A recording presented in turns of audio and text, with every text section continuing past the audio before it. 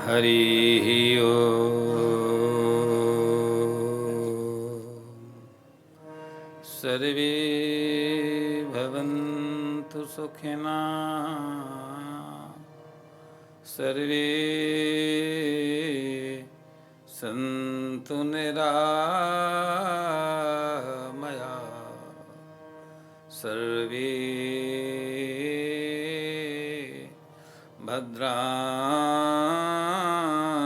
पश्यन्तु मा कश्चित् दुःखभाग् भवेत्। मूकं करोति वाचालं पङ्गुं लङ्घयति गिरिं यत्कृपा तमहं वन्दे परमानन्द माधवम्। सानन्दमानन्द वने वसन्तम् आनन्दकन्दं हतपापवृन्दं वाराणसीनाथ मनाथनाथं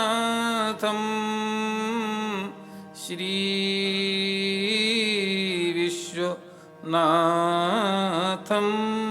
शरणं प्रपद्ये। श्रीविश्वनाथं शरणं प्रपद्ये। बोलो कृष्ण कन्हैया लाल की, वृंदावन बिहारी लाल की जय। जय श्री राधे, जय जय श्री राधे, जय जय श्री राधे श्याम। जगन नियंताधार अखंड ब्रह्मांड नायक नंदनंदन मुरली मनोहर भगवान श्याम सुंदर की पावन पुनीत पादारविंद में सत्सत वंदन। परम आदरणीय परम श्रद्धेय अनंत श्री विभूषित लीलालीन ब्रह्मलीन हम सभी के आराध्य निरंजन पीठाधीश्वर श्रद्धेय स्वामी प्रेमपुरी जी महाराज के पावन पुनीत पादारविंद में सत्सत वंदन। परम आदरणीय परम श्रद्धेय अनंत श्री विभूषित महानिर्वाणी अखाड़े के आचार्य महामंडलेश्वर श्रुतगिरी बंगला पीठाधीश्वर अनंत श्री विभूषित महामहिम महामंडलेश्वर पूज्य स्वामी विश्वेश्वरानंद गिरिजी महाराज के पावन चरणों में सादर हार्दिक ओम नमो नारायणाय। महाराज श्री के ही प्रेम और सौहार्द का ये परिणाम है जो हम आज आपके समक्ष कुछ कहने के लिए प्रस्तुत हुए हैं। परम आदरणीय परम श्रद्धेय अनंत श्री विभूषित कैलाश पीठाधीश्वर श्रद्धेय पूज्य महामंडलेश्वर जी महाराज तथा समस्त संत वृंद, प्रेमपुरी आश्रम के हमारे समस्त ट्रस्टीगण, कुशल कर्मठ कमेटी के समस्त पदाधिकारी तथा आश्रम में अपने अपने दायित्वों को निर्वहन करने वाले हमारे समस्त कार्यकर्तागण, परम स्नेह के पात्र यजमान के रूप में हमारे परम स्नेही भक्त जी, श्रद्धावई मंगलवई माताओं, भद्र पुरुषों तथा हमारे समस्त विप्रवृंद, आदरणीय आचार्य जी, पूज्य श्रद्धेय महाराज श्री की आप लोगों ने वाणी उद्घासन भाषण के रूप में आपने सुनी। महाराज श्री ने आपको स्थाली पलन्यायेन बहुत कुछ दिग्दर्शन कराया, बहुत कुछ बताया। हम केवल संस्पर्श मात्र करेंगे समय को देखते हुए। हमारे समक्ष श्रीमद् भागवत उपस्थित है। हम आप सभी लोग इस श्रीमद् भागवत में अवगाहन करने जा रहे हैं, इसका श्रवण करने जा रहे हैं कि श्रीमद् भागवत क्या है। हमारे सामने जितने भी हमारा वैदिक वांग्मय साहित्य है, सदग्रंथ हैं, सद साहित्य है, स्मृतियां हैं, पुराण हैं, ये सभी सहेतुक हैं। बिना हेतु किसी भी कार्य की उत्पत्ति नहीं होती है। हर एक के प्रत्येक के पीछे कोई न कोई हेतु होता है। श्रीमद् भगवत गीता के प्रति हेतु अर्जुन की जिज्ञासा। अर्जुन की जिज्ञासा यदि न हुई होती, निश्चित है भगवत गीता का प्रादुर्भाव नहीं हुआ होता।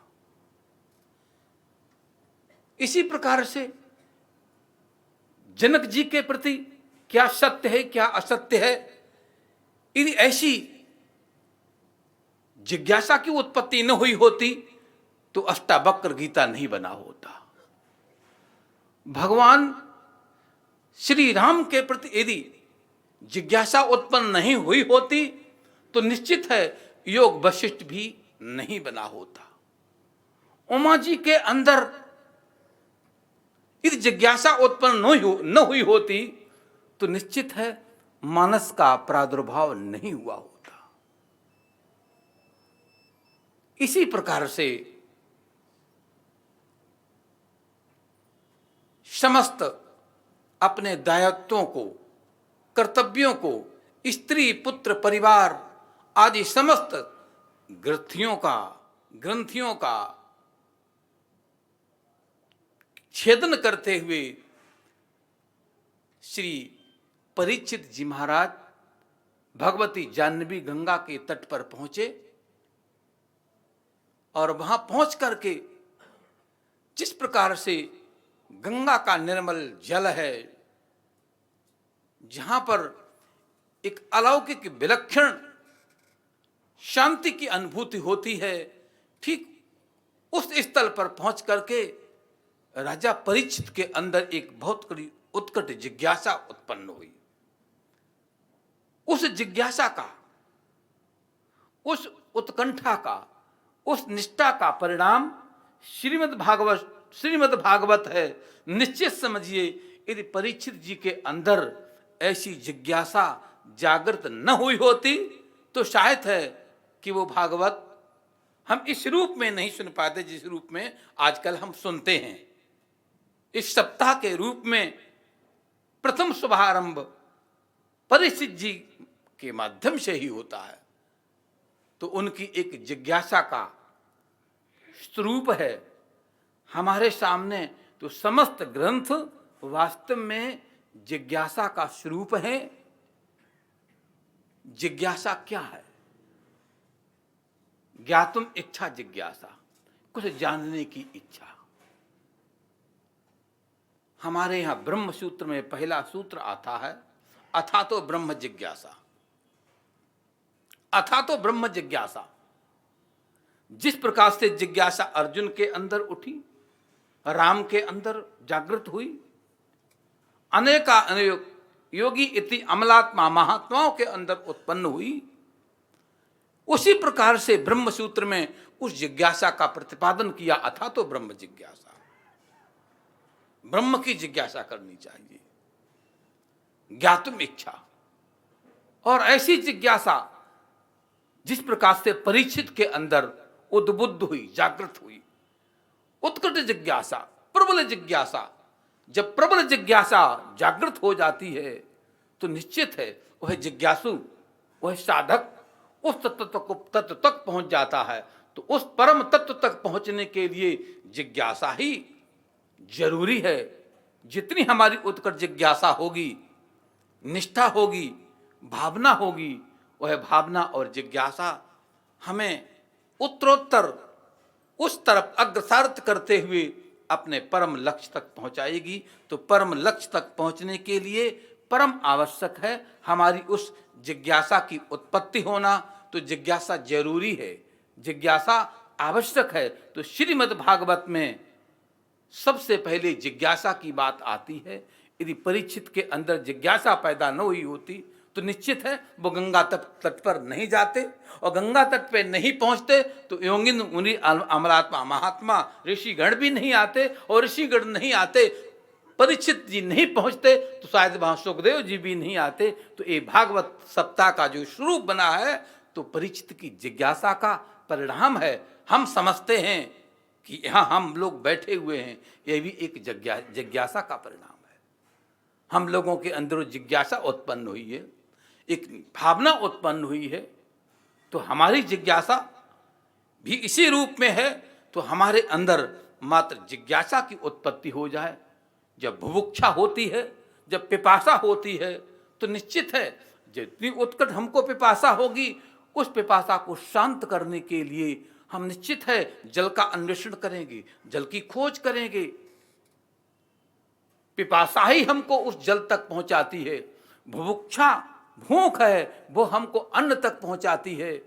तो भोजन के लिए भोजन की इच्छा आवश्यक है, जल पीने के लिए पिपासा की आवश्यकता है। तो जितनी प्रबल पिपासा होगी, जितनी प्रबल बुभुक्षा होगी, जितनी प्रबल जिज्ञासा होगी, उतनी मात्रा में उतनी ही जल्दी उस तत्व तक हम पहुंच सकते हैं। तो श्रीमद् भागवत एक जिज्ञासा का स्वरूप है।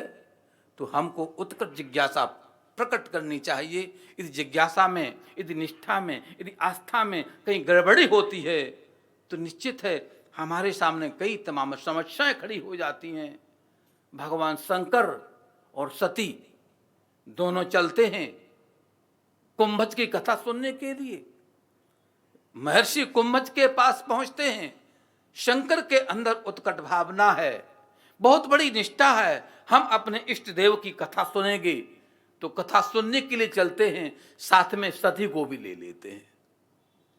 सती भी चल रही हैं और शंकर भी चल रहे हैं कथा श्रवण के लिए। कथा श्रवण हेतु दोनों चलते हैं, कुंभज के पास पहुंचते हैं। निष्ठा में अंतर है, जिज्ञासा में अंतर है, भावना में अंतर है। उसका परिणाम क्या निकलता है?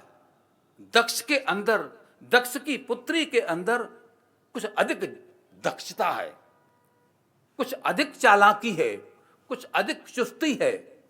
देखिए, बहुत चुस्त चालाक बनना ठीक नहीं है, होना अलग बात है और बनना अलग बात है। सती के अंदर कुछ अधिक चुस्ती है, अधिक दक्षता है, क्योंकि दक्ष की पुत्री है। हमारे एक कहावत है कि जो बहुत चतुर आदमी होता है या चतुर बनता है वो 3 जगह से गंध मारता है। साधारण आदमी रास्ते में चल रहा है, जा रहा है, उसका पैर कहीं किसी वस्तु में, गंदी वस्तु में लग गया तो सामान्य आदमी पैर को ऐसे ही जमीन पे रगड़ करके चल देगा, कुछ होगा। लेकिन बहुत बुद्धिमान होता वो सोचता ये क्या है, क्या है। अब उसकी जानकारी है कि वो हाथ से पहले पैर को टच करेगा, स्पर्श किएगा, करेगा, तो उसका पहले हाथ पैर गंदा हुआ, अब उसका हाथ भी गंदा हो गया। अपनी चुस्ती चालाकी में पैर गंदा किया, वो तो हो ही गया, अब थोड़ी देर में उसने हाथ भी गंदा कर लिया। अभी उसको संतोष नहीं कि है तो है क्या, अभी भी यूं कर रहा है, देख रहा है क्या है। अंतिम वो उस हाथ को यूं लगाता है नाक से, अरे गंदा है। तो परिणाम क्या निकला?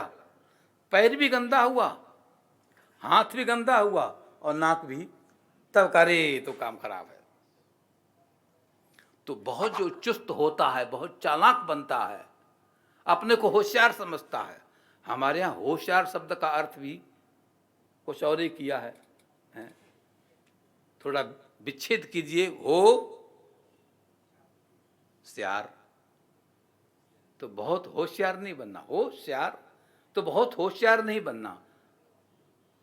भागवत को सहज सी कुछ, सती जी कुछ ज्यादा समझदार बन रही है। भगवान तो सहज स्वरूप में है, सहजता में है। ध्यान देना, भगवान शंकर भी कथा सुनते हैं, सती भी बैठी हैं, सती भी बैठी हैं। वही कथा शिव ने सुनी और वही कथा शंकर ने सुनी। शंकर कथा सुनकर के अमर हो गए और सती जी भस्म हो गई। कथा तो एक